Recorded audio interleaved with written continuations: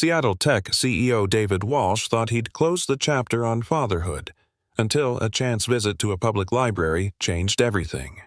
While donating books, David notices an 11-year-old boy named Noah curled up with an old novel. The boy's golden hair and piercing blue eyes stop him cold. They mirror his own. But it's the handwritten note inside the book that shatters David's world. It's his handwriting, a message meant for a woman he once loved and lost. As David sits beside the boy listening to how he sneaks into the library to sleep, guilt and recognition flood in. Could this child be his son, the one he thought had been adopted and lost forever? David takes immediate action. A hotel, doctors, a lawyer, and DNA tests. The truth is heartbreaking. Noah's mother died years ago. No one ever told David he had a son. Now, David must do more than provide. He must earn trust from a boy who writes in shadows and flinches at kindness. Will their shared love of stories build a bridge?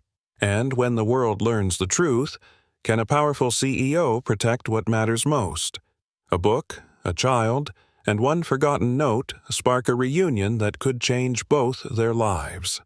Subscribe to see this heartfelt story unfold. Rain dotted the windows of David Walsh's penthouse, streaking across the glass like forgotten memories. The skyline of Seattle glowed beyond, cold and distant. Inside, the apartment was silent. Too silent. David, 38, stood before the fireplace, swirling a glass of scotch he hadn't sipped. His golden hair caught the flicker of flame. Blue eyes stared at the fire but saw something else, an echo. A question he could never answer. He pulled an old photograph from a drawer. A woman's face, smiling faintly. Her name was Elise, the only woman he'd loved, and the last person who made him feel human. A knock interrupted the quiet. "Sir," his assistant's voice called from the hall. "Your car's waiting. The library donation. You're scheduled for 10. He nodded without looking up. "Tell them I'm coming." David left the apartment with the photo still in his coat pocket. The Seattle Public Library stood like an old soul on the corner of Pine and 4th. Tall windows, rows of dusty books, and quiet that hummed with stories. David hadn't stepped into one in over 20 years. He moved past the front desk, nodding at the volunteers, carrying a leather satchel filled with rare books. It was meant to be a simple photo op. Charity for the press. A hollow routine. But then he saw him. A boy, maybe 11, sat cross-legged in the far reading corner. Tousled blonde hair, sharp blue eyes, wearing a gray hoodie 2 sizes too big. His fingers gripped a weathered copy of The Wind in the Willows. David froze. The boy looked up briefly, then back to his book. "Who's that?" David whispered to the librarian nearby. She glanced. "Oh, that's Noah. Comes in sometimes. Quiet. Reads for hours. We think he's between homes." David's throat tightened. "Does he sleep here?" The woman hesitated. "We've found blankets behind the stacks." David took a step forward, drawn without reason. Or maybe with every reason. He approached slowly. "That's a good book," he said gently. Noah didn't look up. "It's the only copy with the note still inside." "What note?" David asked, crouching to his level. The boy opened the cover and pulled out a folded paper. "Someone left it years ago. It's for a woman named Elise." David's chest seized. He took the paper with trembling fingers. The ink had faded, but the handwriting was unmistakable, his own. "I wish I'd been brave enough to stay. I hope you forgive me someday." His voice cracked. "Where did you find this?" "It was already in the book when I started coming here," Noah said. "I like it. Feels like someone meant it." David stared at the boy. The hair, the eyes, the note. It couldn't be, but it was. "What's your last name?" David asked quietly. The boy frowned. "I don't use one. My mom told me it didn't matter." David swallowed hard, heart pounding in his ears. "What happened to her?" Noah looked away. "She died. Years ago." A silence settled between them. David took a breath. "Can I buy you lunch?" The boy's eyes narrowed. Why? David hesitated, searching for a lie, then gave up. You remind me of someone. And that note? It was mine, for someone I lost. Noah's shoulders lifted, unsure. Okay, but only if we can come back after. Of course, David said. As they walked out, David glanced back at the library. The folded note still clutched in his palm. A fragile, worn symbol. Hope, maybe. Or a second chance. He didn't know yet. But something had started, and it wouldn't let him go. The rain had turned to mist as they walked, side by side, toward a quiet diner 2 blocks from the library. David kept glancing at the boy. The resemblance haunted him, down to the way Noah's brow furrowed when he thought. They slid into a booth by the window. The waitress didn't ask questions. She just brought menus and smiled at Noah, who looked unsure whether to smile back. David broke the silence. Get whatever you want. Noah shrugged. I'm not picky. I just like fries. David nodded. Fries it is. As they waited, Noah pulled a notebook from his hoodie pocket. The cover was frayed, edges torn. He opened to a page filled with sketches, drawings of buildings, streets, faces. David leaned closer. You drew those? Noah nodded, not looking up. It helps. I remember things better this way. Can I see? Noah hesitated, then turned the book. One page stopped David cold. It was a portrait. The lines were rough, but the likeness was clear. David's face, captured in graphite. I saw your picture once, Noah said softly. In an old magazine at the shelter. David's voice faltered. Why draw me? I don't know, Noah admitted. You just looked like someone I was supposed to find. David swallowed the knot in his throat. The waitress returned, setting down 2 plates. Fries for Noah, a sandwich for David, but neither reached for the food. You ever know your dad? David asked carefully. No. Noah picked at a fry. Mom never talked about him. She used to say, some people aren't meant to stay. David looked down at his hands. That sentence hit too close. He tried to speak, but his voice caught. Is this your only place to go? He finally asked. Noah shrugged. Sometimes I sleep behind the library, sometimes shelters, but they fill up fast. David's jaw tightened. And school? Used to go, Noah said, before we moved around too much. A beat of silence. Then David reached into his coat pocket and placed the faded note from the book on the table. This was for your mother, he said quietly. I wrote it a long time ago. Noah stared at the paper.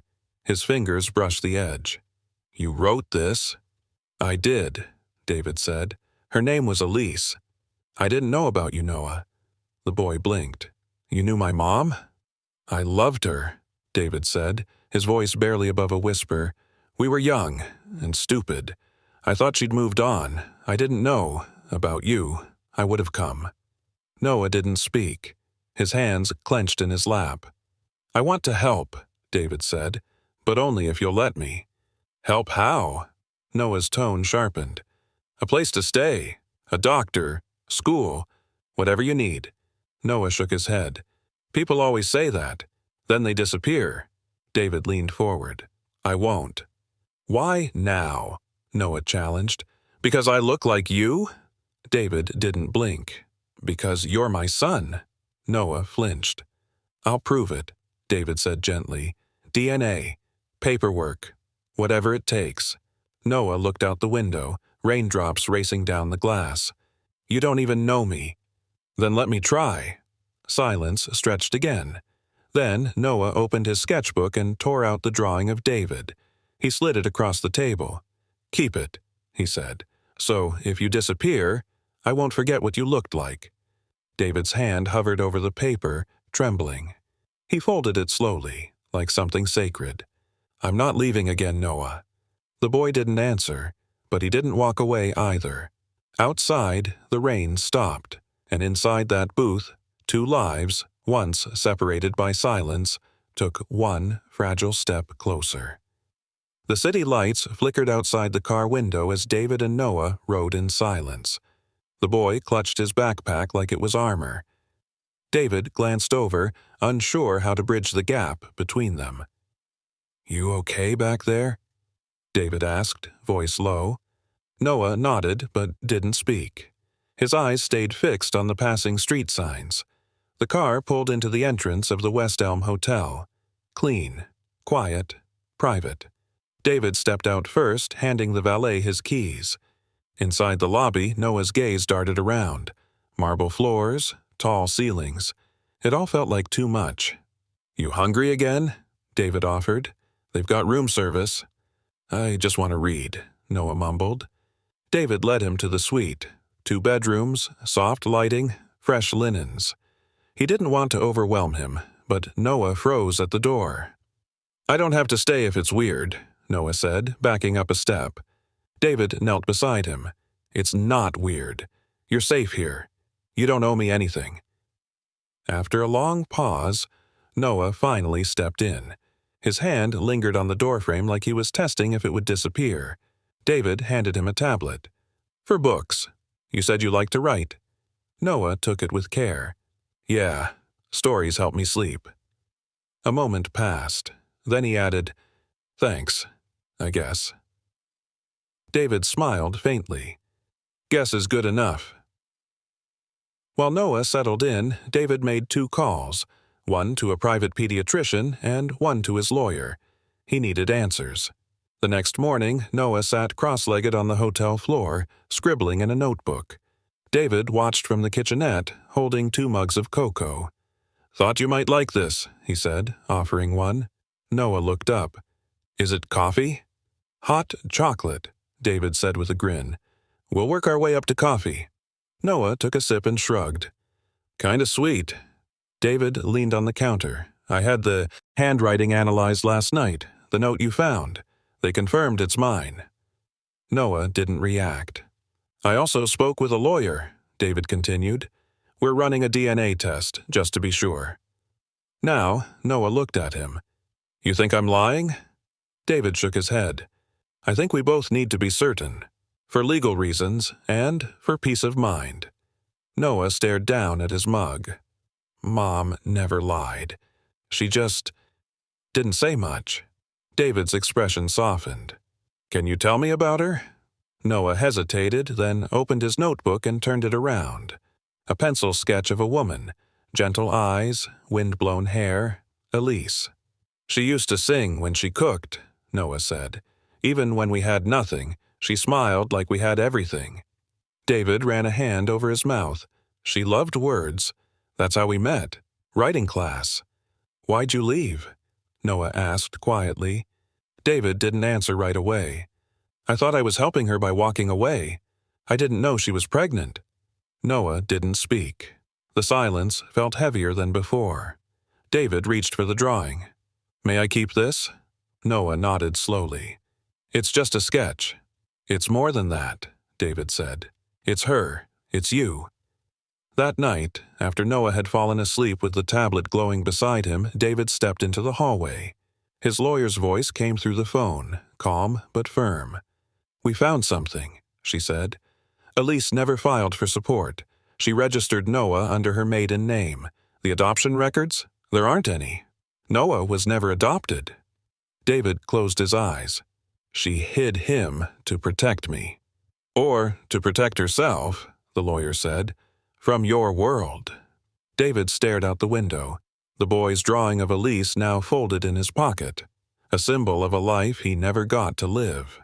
But maybe, just maybe, it wasn't too late to start one. David woke before dawn, staring at the ceiling as a muted city light seeped through the curtains. He hadn't really slept.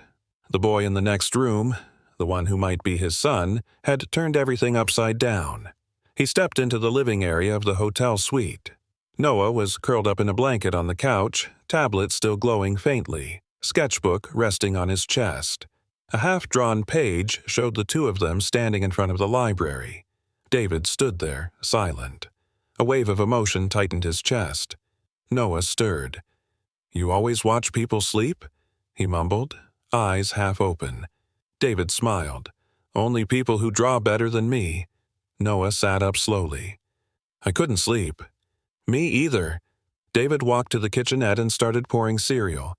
Thought maybe breakfast would help. Do you have milk that doesn't taste like cardboard?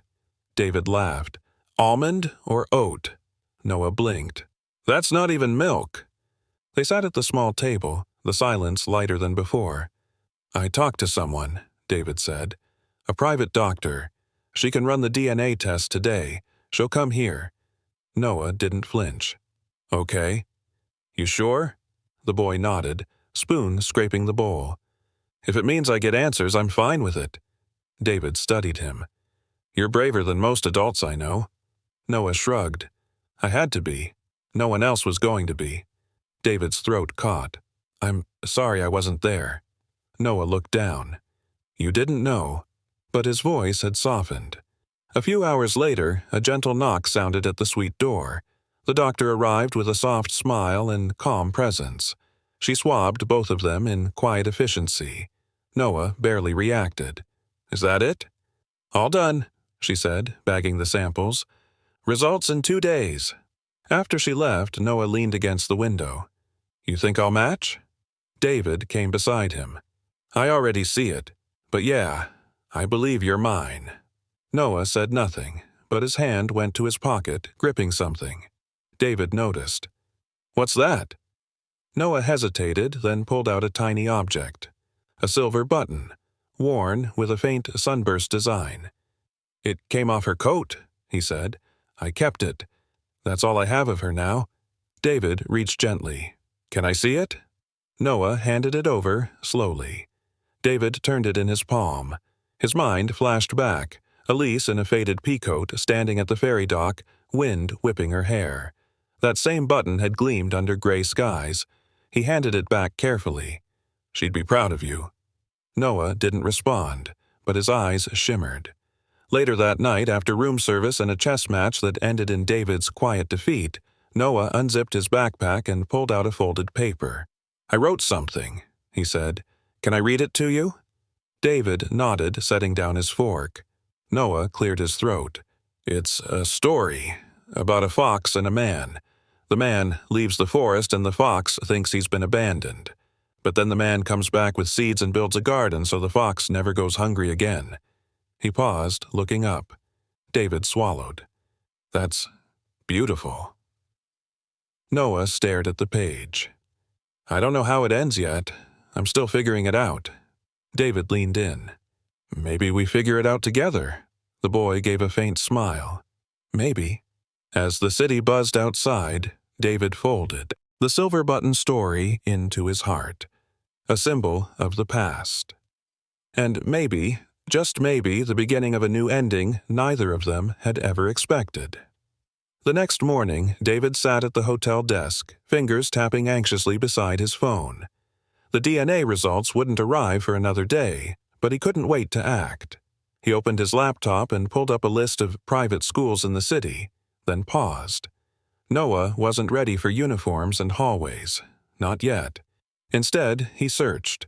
Seattle Creative Arts Tutoring for Youth. Behind him, Noah shuffled into the room barefoot, rubbing his eyes. Why are you up so early? David turned. Couldn't sleep. You hungry? Noah shrugged. You already know it's always fries. David smiled. Fries it is, but after, I want to show you something. An hour later, they pulled up to a quiet brownstone tucked between two shops. A small sign read, Pine Street Learning Studio, Creative Literacy and Art for Kids. Noah squinted at the building. This isn't a school. It's not, David said. It's a place for kids who love stories. Inside, a young woman with glasses and paint-stained jeans greeted them warmly. You must be Noah, she said. I heard you've got a serious talent for imagination. Noah blinked. Who told you that? David gave a playful shrug. Word travels fast. Noah looked suspicious, but he didn't resist when she led him to a table covered in sketch pads and poetry books. While Noah explored, David stepped outside to call his lawyer. I want to start the guardianship paperwork, he said. There was a pause. You understand the legal risks, David? I do, he said, and I'll do whatever it takes. When he returned inside, Noah was deep in conversation with a boy his age, comparing sketches. David watched from a distance, something blooming behind his ribs. That afternoon, back at the hotel, Noah surprised him. He held up a new drawing. Two figures stood side by side, one tall, one small, surrounded by books, sunlight, and a big window that said Pine Street Studio. "Look what I made," Noah said, voice shy but proud. David took the paper gently. This is amazing." Noah hesitated. "Can we go back tomorrow?" "Every day, if you want." That night, David ordered extra pillows and moved Noah's things into the second bedroom. "You sure?" he asked. Noah nodded. "I think I'm staying, for now." David helped him unpack the backpack, now lighter without the worn sketches and snacks crammed inside. At the bottom, David found the silver button again. He held it up. "Still carrying this?" Noah nodded. "It's lucky." David tucked it carefully into a small wooden box beside the bed. "Then we'll keep it safe." Later, after Noah had fallen asleep with his new sketchbook beside him, David sat at the window and dialed another number. "Detective Moore?" "Mr. Walsh," the voice replied. "You ready to go back through the past?" "I need to know why Elise never told me," David said. "If she tried to contact me or if someone stopped her." "We'll find out," Moore promised. David ended the call and sat back. Outside, the city lights flickered like distant stars. Inside, a boy slept soundly in a real bed for the first time in weeks. David pressed a hand against the sketch Noah had given him, a symbol of trust, of something that might finally be growing between them. And for the first time in years, David didn't feel like he was building something for strangers. He was building it for his son. 2 days later, David stood in front of the hotel door, envelope in hand. His fingers trembled. Inside was the DNA result, the confirmation. He took a breath, then stepped into the suite. Noah was at the table, drawing again. A small paper sculpture sat beside him, a folded fox perched on a stack of poetry books. David cleared his throat. It came. Noah looked up. "The test?" David nodded. He held out the envelope. "Do you want to open it?" Noah hesitated. "You already know what it says." "Still," David said, "it's your story too." Noah reached out, tore the flap, and unfolded the paper. He read slowly, then he slid it back across the table. "So, it's real." David lowered himself into the chair. "Yeah. You're my son." Noah didn't smile. He didn't cry either. He just stared down at the fox he'd folded. David waited. Gave him space. "I slept in stairwells," Noah finally said. "Library floors, behind restaurants. And you?" He looked up, voice tight. "You were building computers in a tower somewhere." David swallowed. "I didn't know. If I had—" "But you didn't," Noah snapped. Silence fell like dust. "I needed a dad," Noah said, his voice cracking. "Not now. Back then." David leaned forward. "I can't fix what's behind us, but I can fight for what's ahead." Noah wiped his cheek, embarrassed. "She was scared," he muttered. "Mom thought you'd take me away, that you'd be ashamed." David's heart twisted. "Never." "She wrote you a letter once," Noah added, "after I was born, but she never sent it. Said she was afraid of being ignored twice." David sat back, stunned. "I didn't ignore her. I never even got the chance." Noah stared at him, searching. "Why did you leave?" David didn't flinch. "Because I was a coward. I chose ambition over truth, and it cost me more than I ever understood." Noah didn't speak, but he didn't walk away either. That evening, Detective Moore called. "We found something," he said. "Your old number. Elise called it, twice, back in 2012. Both calls went to voicemail. The number was disconnected after that." David's breath caught. "She tried." "She did more than try," Moore said. "There's also a storage unit, registered under her name. We believe it holds her personal journals, photos, maybe even the letter Noah mentioned. David ended the call and looked across the suite. Noah was lying on the bed, a sketchbook open on his chest. David sat beside him. "Your mom tried to reach me. I just found out." Noah turned his head. "I figured. She always said she wished she'd tried harder." David's voice dropped. "No, she tried. I didn't see it. That's on me." He held up the folded fox. "Why this?" "She used to tell me stories about a fox who never gave up," Noah said, "even when it got lost in the city. It kept looking for home."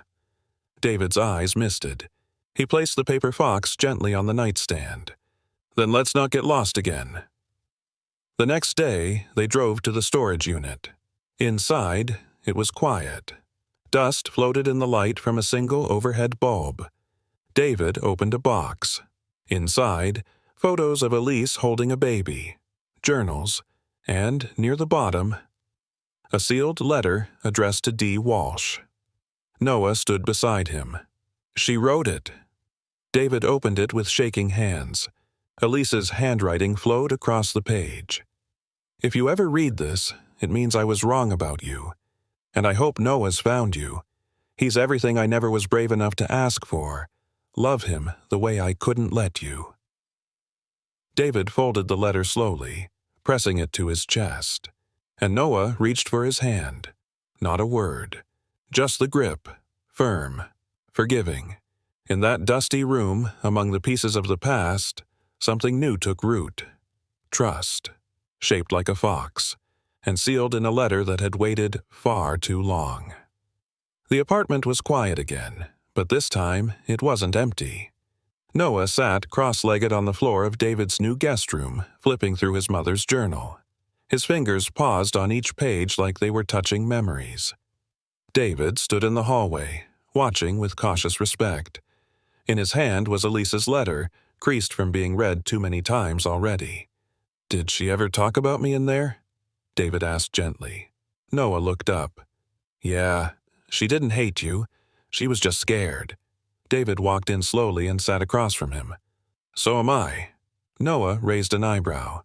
"Why? You're rich. You've got everything." David shook his head. "Everything but time with you. I missed 11 years. I can't get that back." Noah stared at him, then shut the journal. "Then don't miss the next 11. David smiled faintly. "Deal." Later that day, David took Noah to a bookstore cafe tucked in a quiet corner of Capitol Hill. It wasn't big, but it had tall shelves and creaky floors, Noah's kind of place. As they walked in, Noah spotted a sketching notebook on the gift rack.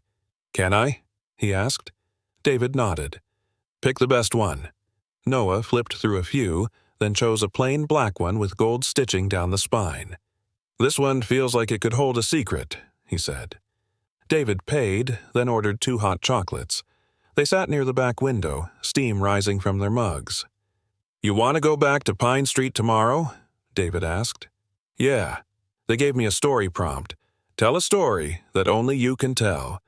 David leaned forward. "What's it about?" Noah smirked. "A boy who meets a man with the same eyes and slowly realizes he's not a stranger." David's smile faltered, heart twisting. "Is it a sad story?" Noah looked thoughtful. "It starts that way, but I haven't written the ending yet." David reached into his coat pocket and pulled out something small, Noah's fox, now laminated between 2 sheets of protective plastic. "I had this preserved," he said, "so it doesn't tear." Noah blinked. "You kept it." "I keep what matters," David said, "and you matter." Noah said nothing, but the way he looked at the fox, carefully, almost reverently, said enough. That night, back at the apartment, David was reviewing emails when a text popped up. Unknown number. "You're not the only one who found out about Noah. We'll be in touch." David stared. His stomach dropped. He quickly called his lawyer. "Someone knows," he said. "I just got a message." "We need to move fast," she replied. "If Noah's distant relatives or the state tries to challenge guardianship, it could get messy." David's jaw tightened. "He's staying with me. You may need to fight for that." The next morning, David sat Noah down over breakfast. Something might come up, legal stuff. People who might want to question if I'm fit to raise you, Noah's spoon froze midair. Like, foster care again? No, David said quickly. Not if I can help it, but I want you to know I'm not walking away this time. Noah set his spoon down slowly. Then I won't either. He got up, crossed to his backpack, and pulled out the new black sketchbook. He opened to the first page. It read, Chapter 1, Found, and beneath it a simple drawing of 2 foxes, one tall, one small, curled up under a tree. David felt his throat tighten. He stood, walked over, and placed his hand on Noah's shoulder. Let's finish this chapter together, he said. Outside, the city kept moving. But inside that quiet apartment, 2 lives had finally started writing something neither of them had ever known they needed, a future. Built not from wealth, but from paper, ink, and trust that had finally begun to grow. Rain tapped gently on the apartment windows as morning broke. The city below stirred, but inside David's home it was still. Noah sat cross-legged on the rug, notebook in his lap, lips pressed tight as he wrote. David poured 2 glasses of orange juice and set one beside him. New story? Noah didn't look up. Kind of. David sat across from him. Want to read it to me? Noah sighed. It's not finished. I don't mind. Noah hesitated, then flipped to the second page. It's about a boy who moves into a tower. It has glass windows, big halls, and everything he never had. But he still hides in the corners, because he doesn't know if he really belongs. David nodded slowly. That's a powerful beginning. Noah didn't smile. It's not a story. It's just how it feels. David's heart clenched. I know it's a lot, this change, but you do belong here, even if it doesn't feel real yet. Noah looked up. Do you ever miss being alone? David leaned back. I used to think I liked being alone, but now, I'd rather hear your pencil scratching across the page than sit in silence. A flicker of something softened Noah's face, but it faded as quickly as it came. That afternoon, David met with his legal team. The anonymous message wasn't random. Elisa's distant cousin, Rachel Bennett, had filed a formal petition with the state, challenging David's guardianship over Noah. She's claiming Elisa's will was never filed and that the boy needs stable state oversight, the attorney explained. David's jaw locked. He has stability. With me. She's citing your lifestyle, late hours, media attention, and wealth as potential risks, the lawyer added. We'll fight it, but we need a strong case. David returned home tense. He found Noah curled up under the kitchen table, notebook in hand, a blanket draped over his shoulders like a shell. David knelt. Hey, what's going on? Noah didn't look at him. I heard you on the phone. Someone wants to take me away again. David's voice dropped. They won't. Not if I have anything to do with it. Noah looked up. I don't want to go. Even if I don't smile all the time.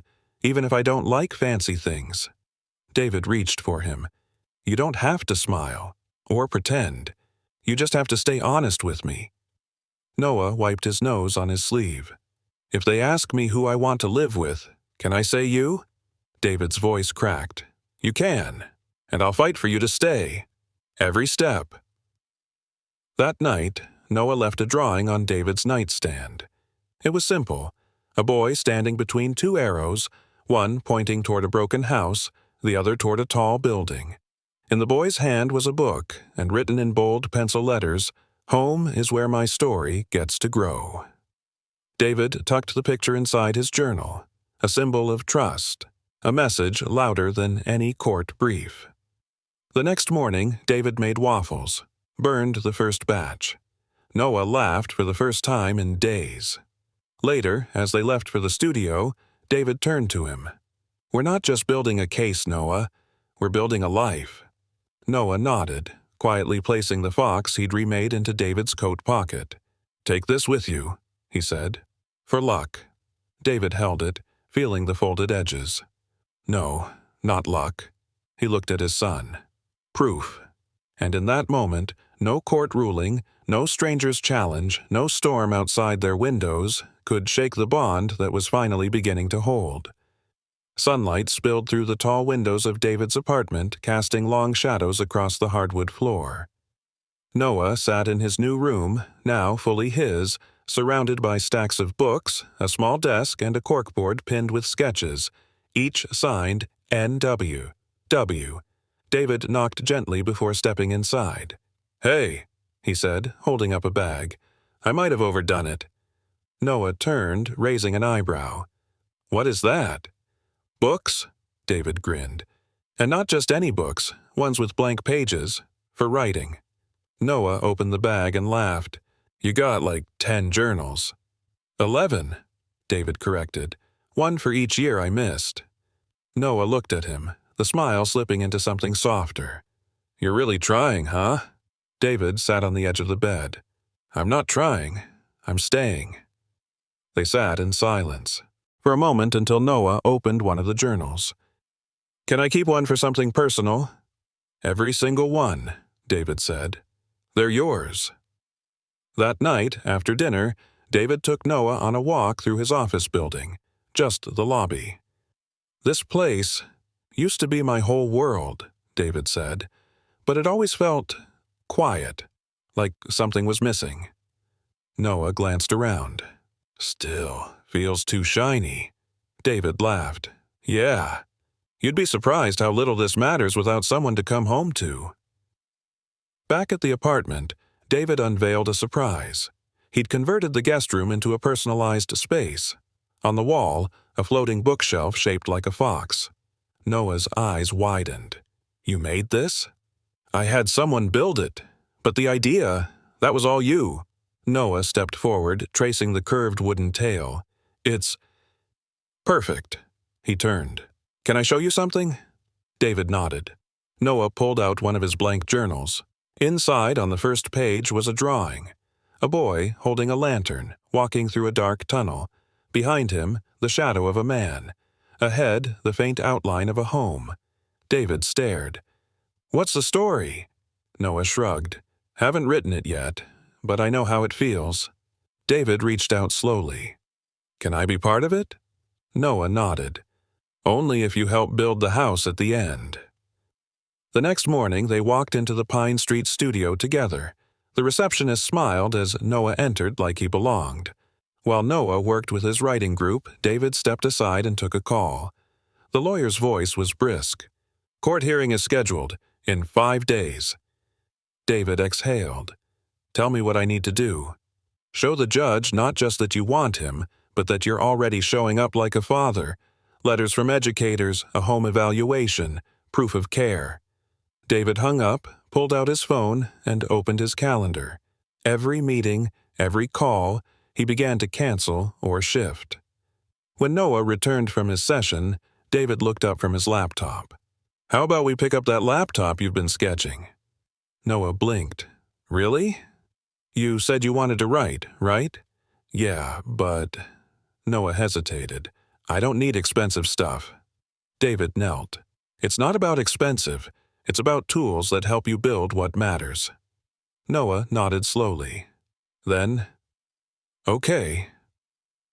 That evening, Noah typed his first story on the new laptop at the kitchen table. David sat across from him, flipping through one of Elisa's old journals. Noah glanced up. "You reading her stuff again?"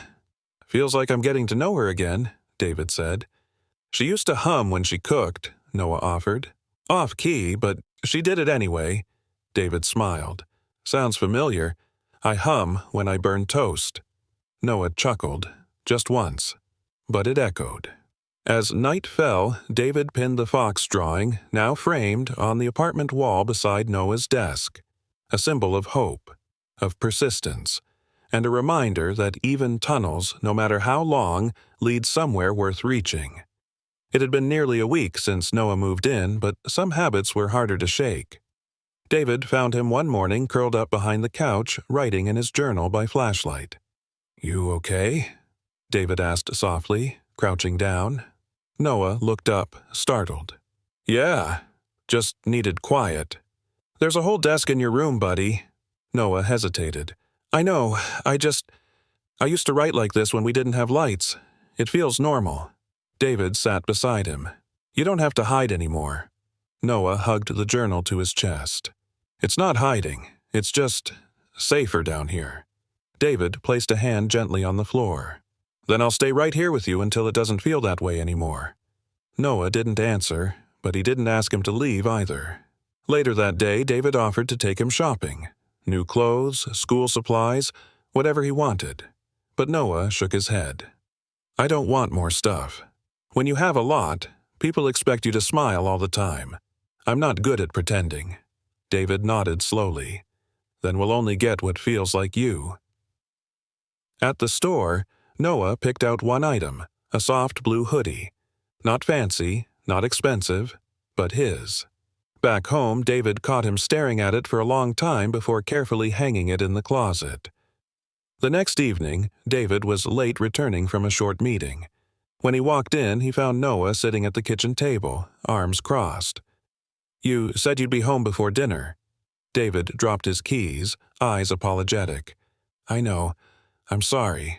I ran late. You said that yesterday, too. David stepped closer. You're right. I did. Noah stood. People always say stuff they don't mean. My mom used to say we'd find a real place, but then she'd change her mind. We'd move. Again. David's voice was steady. I'm not your mom, Noah. But I also know I don't get a free pass just because I'm here now. Noah's shoulders tensed. So, prove it. I will, David said. Starting now. He pulled out his phone and deleted an entire week of meetings. You come first. That's the new rule. Noah didn't smile, but he nodded. That night, David found another drawing taped to his office door. This one showed two figures again, one tall, one smaller, but this time they were inside a room filled with clocks. The caption read, Time isn't what you say, it's what you give. David framed it instantly, but the following morning, the first ripple hit. A reporter had caught wind of David's guardianship filing. The headline read, Tech CEO's secret son discovered after 11 years, why now? David turned off every screen in the house before Noah could see.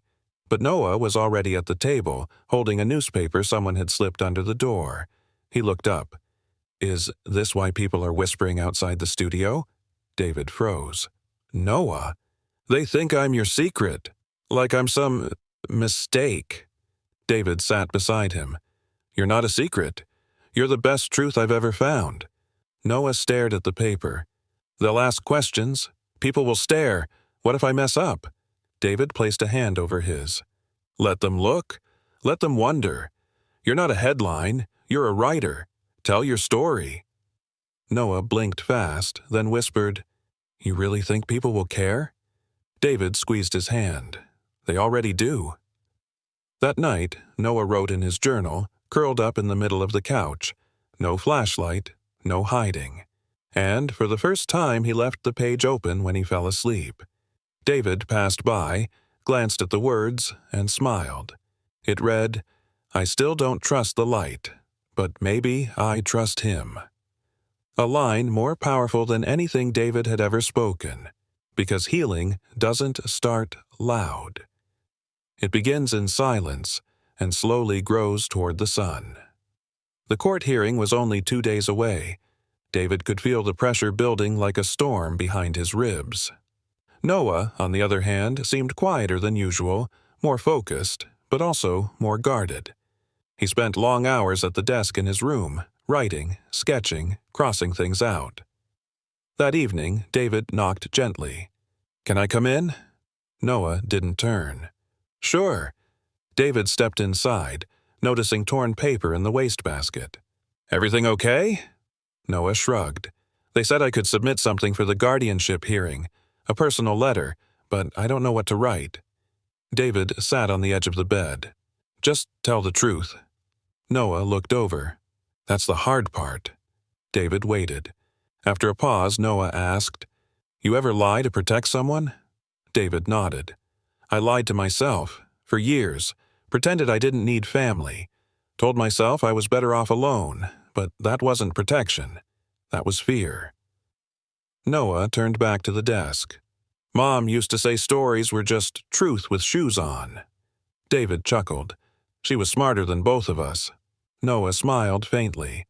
I think I'll tell them our story, but not the way they expect. The next morning, David brought him back to Pine Street. The other kids welcomed Noah like he'd never left. His tutor, Miss Ray, handed him a small binder. You've come a long way, she said. However this goes, you're already telling the world who you are.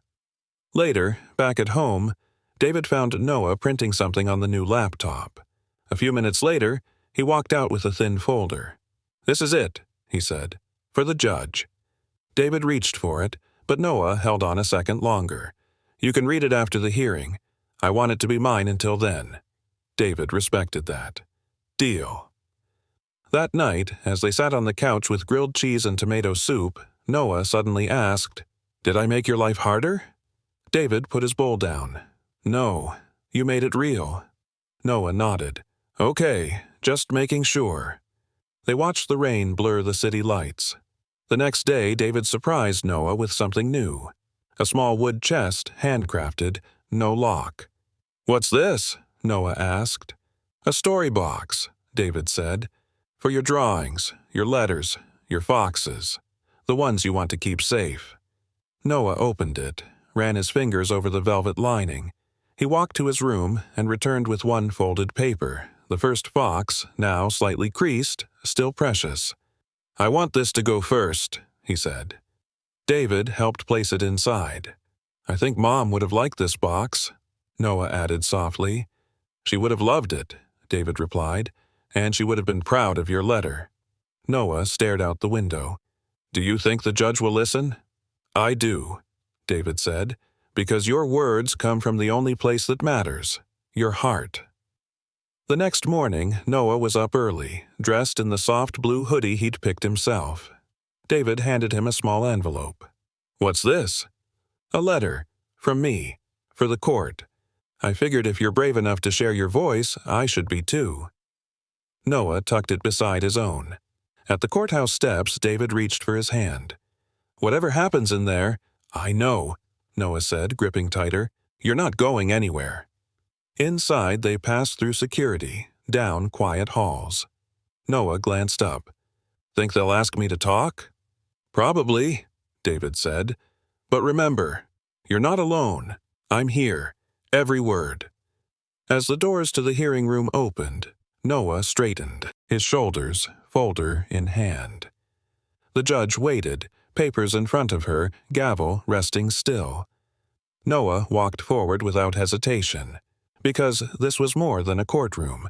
It was the next page in a story he was finally ready to write, in his own voice, and this time he knew who'd be listening. The courtroom was colder than expected. Pale walls, tall windows, and rows of empty seats that echoed every word. David sat beside Noah at the table, his hand resting on the boy's shoulder. The judge, a silver-haired woman with tired eyes, cleared her throat. We've reviewed the custody petition. I've also received 2 personal statements, one from Mr. Walsh and one from the minor, Noah Walsh. She turned to Noah. Would you like to read yours, or shall I? Noah stood slowly, folder in hand. His knees shook, but his voice, when it came, was steady. I'd like to read it myself. David watched him with pride and pain tangled together. Noah opened the folder. My name is Noah. I'm 11. I used to live in a library, or sometimes outside of it. I didn't have a bed, but I had a notebook. I didn't have lights, but I had stories. He looked up briefly, then down again.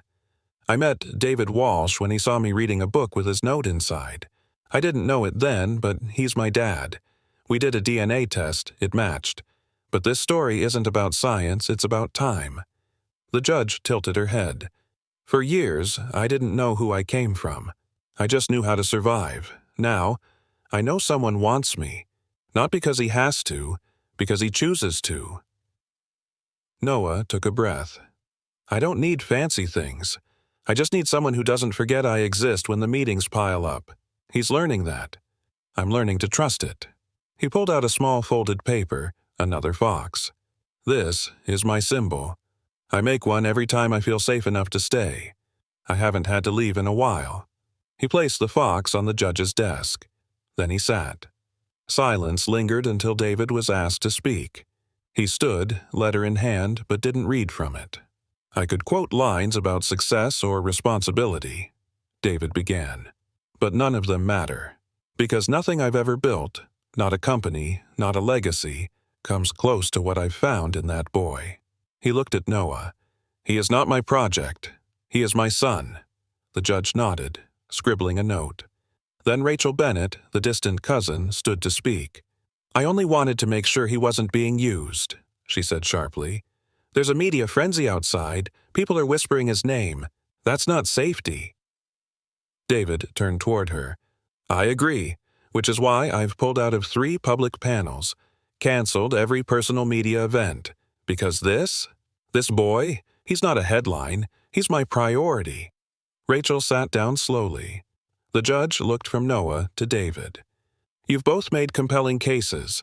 My job is to ensure stability, emotional care, and continuity." She paused, then looked at Noah. "Do you feel safe, Noah?" He nodded. "Yes, ma'am." "Do you trust David Walsh to be there for you?" Another nod. "Yes, even when he's bad at waffles." Laughter rippled across the room. The judge smiled. "That's good enough for me." She banged the gavel. "Temporary guardianship granted. Full custody ruling pending continued stability review." Noah turned to David, stunned. David pulled him into a hug. "Told you. I'm not going anywhere." As they walked outside, camera flashes sparked. David shielded Noah with his coat. One reporter shouted, "Mr. Walsh, any comment?" David kept walking, but Noah stopped. He pulled the fox from his pocket and held it up. "Tell them this is my story now." That night, they sat on the balcony, city lights below. David handed him a new pin for his corkboard. It was shaped like a gavel. Noah pinned it beside a sketch of the courtroom and whispered, "I think this chapter has a good ending." David smiled. "And tomorrow, we start the next one. Together." 2 weeks after the court hearing, David stood backstage at the Pacific Tech Summit, pacing. His palms were damp. Not because he was afraid to speak about innovation, but because this time he wasn't here as a CEO. He was here as a father. Noah sat just off stage, wearing his soft blue hoodie, sketchbook on his lap, legs swinging from the folding chair. "You ready?" David asked. Noah shrugged. "You sure they want to hear this?" David smiled. "They don't know it yet, but it's exactly what they need to hear." A stagehand waved. "You're up in 60." David crouched in front of Noah. "You don't have to go up, but if you do, just be you." Noah nodded, then handed David a small folded fox. "For your pocket. You talk better when you carry one." David tucked it inside his blazer, then walked on stage. The lights hit him hard. Rows of suits, journalists, investors, all watching. He took a breath. "Good morning. I'm David Walsh, founder of Skylith Technologies, but that's not why I'm here." He paused, letting the silence settle. 2 months ago, I found my son in a public library, 11 years old, living between stacks of books and the spaces we forget to look." Gasps, whispers, cameras clicked. David continued. "While I was building devices to connect people, I missed the one connection that mattered most. My own blood. My own boy." He looked toward the curtain. Noah peeked out. David reached into his pocket and held up the paper fox. "This was the first thing he gave me. A symbol of survival, of hope folded into silence. That fox sat in his coat while he slept behind buildings. Now it sits in my office, on my desk, beside my laptop." He took a breath. "There are over 1.5 million homeless children in the U.S. each year. 1.5 million stories like Noah's. Unwritten, unheard." He stepped closer to the mic. "That ends here. Today, I'm launching the Storylight Project, a nonprofit dedicated to building literacy and art centers inside public libraries for youth who need shelter and voice. It starts in Seattle. It spreads wherever hope is hiding." The audience erupted. Some stood, some wiped their eyes. But David wasn't done. I'll match every dollar donated with 10 of my own. And the first program? It's named after the one who taught me to look beyond screens, Noah Walsh. From backstage, Noah's eyes widened. You used my name? David smiled. Your name deserves a place in the light. Afterward, in the green room, reporters swarmed, cameras flashed.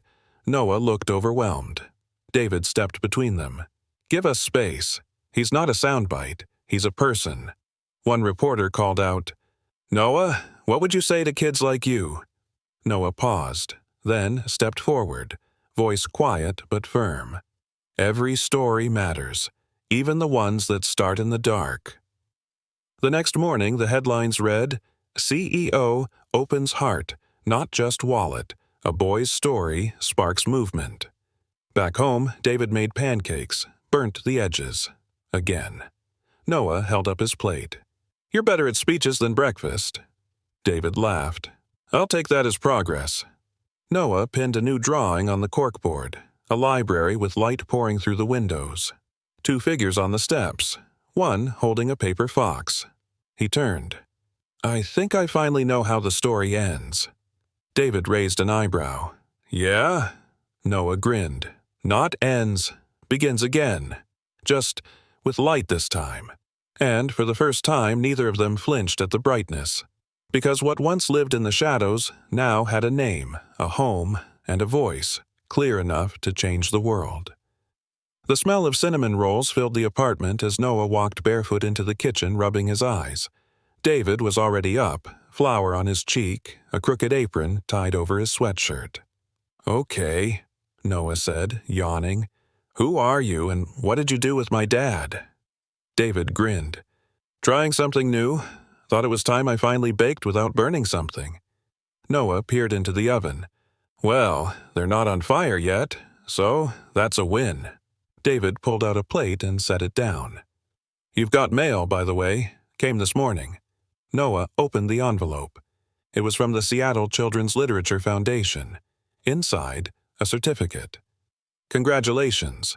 Your short story, The Lantern Fox, has been selected for public reading at the Northwest Youth Writers Gala. Noah blinked. They picked it. David leaned in. They didn't just pick it. They featured it. That night, the auditorium buzzed with quiet excitement. Parents, teachers, mentors. But Noah stood backstage, fidgeting with his hoodie strings. David knelt beside him.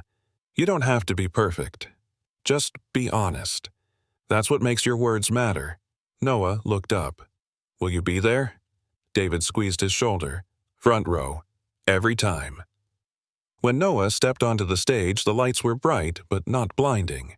He opened his journal, voice calm. This is a story about a fox. Not the sneaky kind. The brave kind. The kind that gets lost in a city full of silence and still finds its way home. It's also about a man who forgot how to listen, until one day a boy showed him how. As he read, the audience leaned in. Some smiled, some cried. When he finished, the applause was quiet at first. Then it built, row by row, until the room felt full of something soft and strong. Pride. Backstage, David held out his arms. Noah didn't hesitate. You nailed it, David whispered. Noah hugged tighter. We both did. The next day, Noah placed his framed certificate next to the story box in his room. He opened the lid, gently lifting each item, the silver button, the original fox, the sketch from the library, and now the new program flyer. The Story Light Youth Gala, presented by Skylith Foundation. David walked in with a mug of cocoa. I talked to the city council today. They're opening the first full-time writing center inside Greenway Library next month, named after you. Noah blinked. Seriously? They're calling it the Lantern Room, just like your story. Noah looked down, voice soft. I didn't think anything I made would ever matter. David knelt beside him. Everything you've made matters, especially to me. A beat of silence. Then Noah pulled something from under his bed. A fresh notebook, pages blank. I started something new. he said. "It's not about foxes this time." David smiled. "What's it about?" "A kid who builds something from pieces," Noah replied, "and realizes those pieces make a family." David's voice was warm. "That sounds like a masterpiece." Noah opened to the first page. A sketch showed two hands building a house, not with bricks, but with books, drawings, letters, and above it, a single word: home. As the sun dipped behind Seattle's skyline, their apartment glowed with a soft yellow light. Noah leaned against David on the couch, sketchbook in lap. David looked down. "Hey, you know what today is?" Noah shook his head. "Our story's anniversary. 1 year ago today, I saw a boy reading a book in a library, and somehow—" "You saw yourself," Noah finished. David nodded, and found everything I never knew I needed. They sat in silence, the good kind. And in that stillness between heartbeats and hope, a family was no longer being rebuilt. It was simply being.